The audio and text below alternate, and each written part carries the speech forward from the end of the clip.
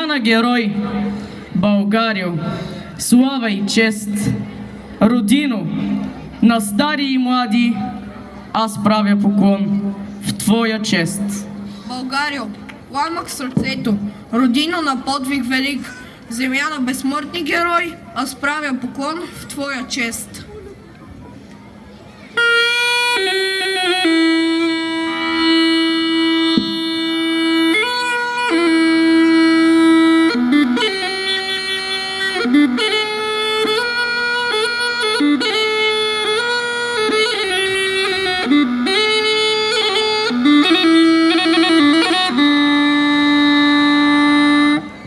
Разпалете старите огнища разпалете. Хей, ви български сърца, старите огнища разпалете. Българио, слава и чест, Българио, земя на рани си. Земя на велики води, на дух, що ни води в борба.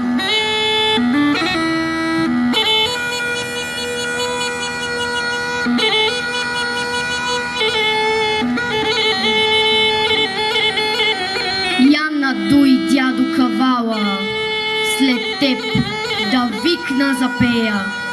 Песни юнашки хайдушки, песни за вехти войводи, за чавдар страшен хайдутин, за чавдар вехта войвода, синът на Петка Страшника. Да чуят моми и момци по сборове и по седенки, юнаци по планините и мъже в хладни механи. Какви е деца раждала, и сега, българска майка юнашка.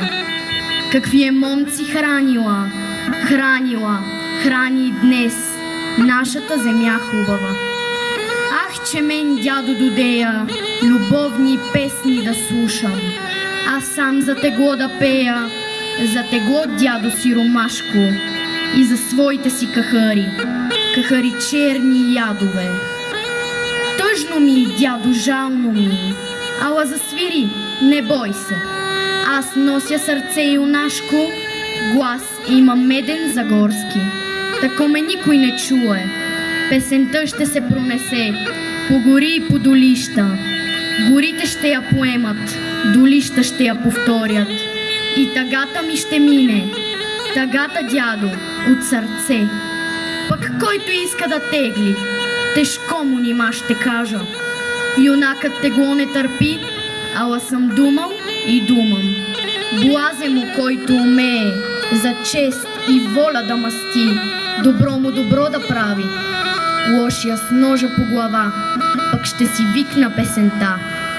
Кой не знае чавдар войвода, кой не е слушал за него, чорбаджия ли изедник или турските сердари, овчар ли по планината или пък клети сиромаси.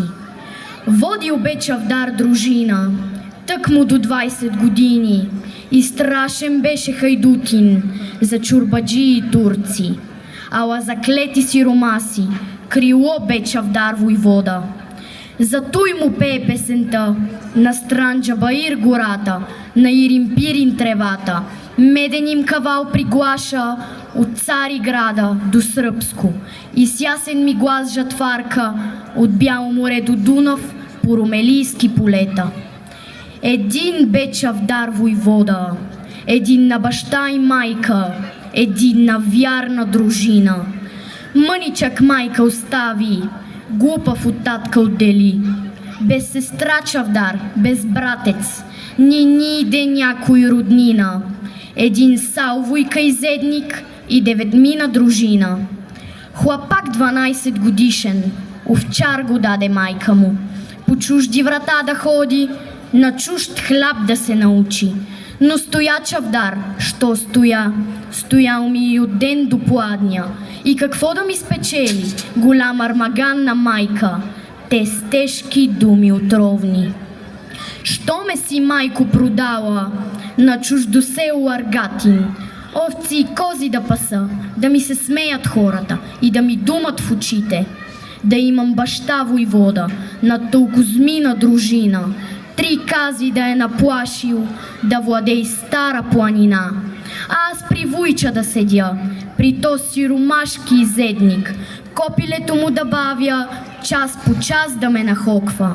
Че съм се и аз увълчил, че човек няма да стана, а ще гния в тъмница и ще ми капнат месата на Карабаир на кола. Проклет бил човек вуйка ми, проклете майко, казвам ти, неща при него да седя, копилето му да бавя, крастите му да завръщам. Яли ги с фраки и псета, при татка искам да ида, при татка в стара планина, татко ми да ме научи на къвто искам занаят. Зави се майка за Мая, камък и падна на сърце, гледа си в очи Чавдара, в очи черни, големи, глади му глава къдрава и ръда клета та плаче. Чавдаря плахо изгледа, със сълзи и той на очи, майка си бърже попита: кажи ми, мале, що плачеш, да не са хванали татка? Хванали или убили? Та ти си, мале, остала, сирота, гладна, жадна. За тебе плача, Чавдаре, за тебе дете хубаво, писано, още шарено. Ти си ми, синко, едничък, едничък, още маничък, а лоши думи хуртуваш. Как ще те майка прежали при татко си да идеш, хайдутин да станеш? Татко ти с нощи доходял, за тебе, синко, да пита. Много ме изсъдил и хокал, що съм те, синко, пратила при вуйча ти, а не при него, да види и той, че има хубаво дете юначе. Далеч ли да го проводи, на книга да се изучи, или хайдутин направи, по планината да ходи, 300 изъръки заръчал, в неделя да те проводя на хайдушкото сборище.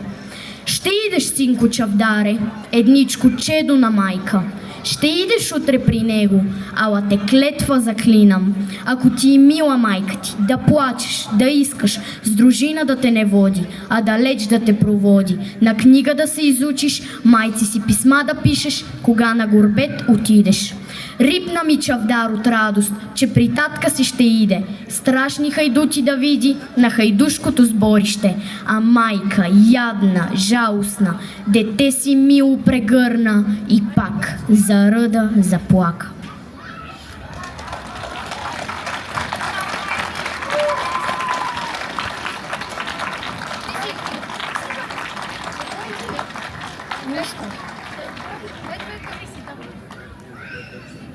В робството ти пееше. Прегазвана, но жива. В страданието ти търпеше. Мълчалива, но помнеща. В мрака ти палеше искра. Скърбяща, но раждаща герой. И тази искра се превърна във воля. В Йово. Не цар, не войвода, а син на Балкана.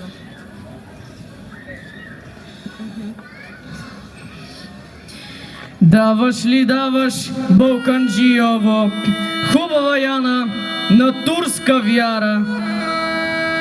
Море, войводо, глава си давам, но Яна не давам на турска вяра. Отсякаха му и двете ръце, та пак го питат и го разпитват. Даваш ли даваш, Балканджиово, хубава Яна, на турска вяра? Море, войводо, глава си давам, но Яна не давам на турска вяра. Отсякоха му и двете нозе, та пак го питат и го разпитват. Даваш ли даваш, Балканджиово, хубава Яна, на турска вяра? Море, войводо, глава си давам, но Яна не давам на турска вяра. Избодоха му и двете очи и нито го питат, нито разпитват. Толкова си взеха хубава Яна, да я качиха на бърза коня, да я откарат долу в полето татарско село. Яна Йовано тихом говори: Остани с Богом, брате Йоване. Хайде, със здраве, хубава Яно. Очи си немам аз да те видя, ръце си немам да те прегърна, нозе си немам да те изпратя.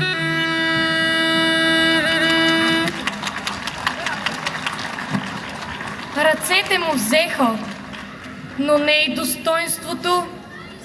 Нозете му строшиха, но не и волята.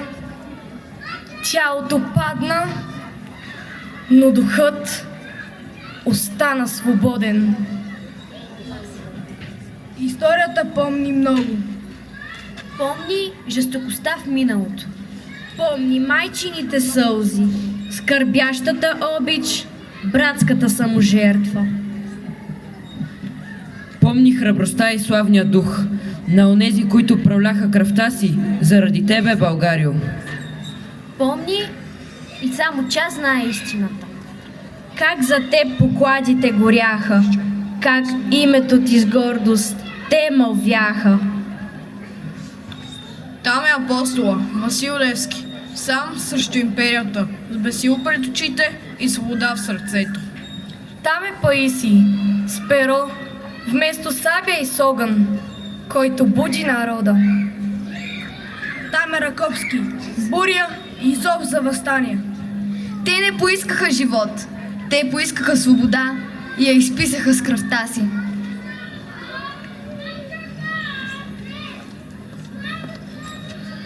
И дойде Шипка, връх на вяра, връх на борба,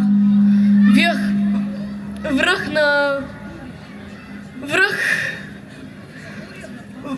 на буря, връх на смърт и безсмъртие. Връх на смърт и безсмъртие. Те нямаха страх, защото имаха те, Българио.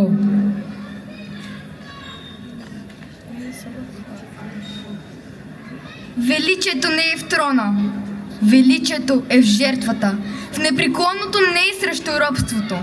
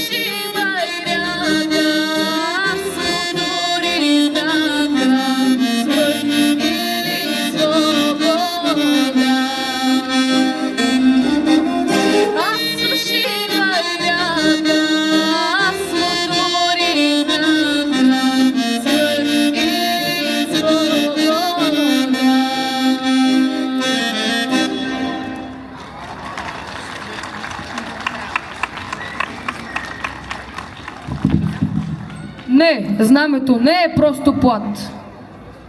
То е памет. То е клетва. То е чест. Пред това знаме седеше Левски, мечтайки за чиста и свята република. По това знаме се бореха хиляди, знайни и незнайни герои. Под него са опълченците, превърнали шипка във вечност. Докато знамето се вее, България ще живее. Докато помним, България ще я има. Докато пазим паметта, Ще пребъде вечността.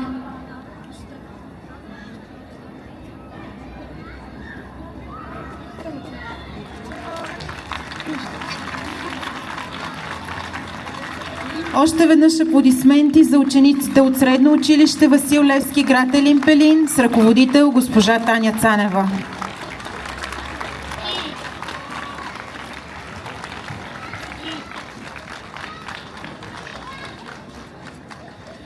Следващият поздрав към всички вас ще отправят прекрасните танцори на шопски ансамбъл Ради Радев при Народно читалище Елин Пелин 1890